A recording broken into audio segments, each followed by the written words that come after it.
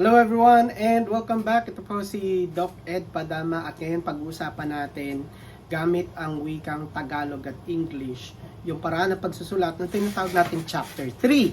Ang pamagat ng Chapter 3 ay Research, Design, and Methodology.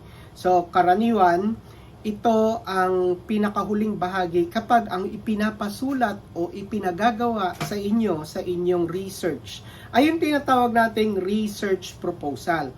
So kung research proposal yan, ito ay naglalaman lamang ng 3 kabanata, 3 chapter. Chapter 1, Chapter 2, at Chapter 3. Ano-ano yung mga pamagat ng chapters na ito? Chapter 1, the problem and its background.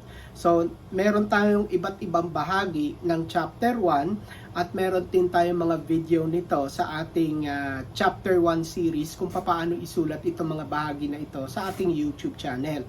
And then Chapter 2 is review of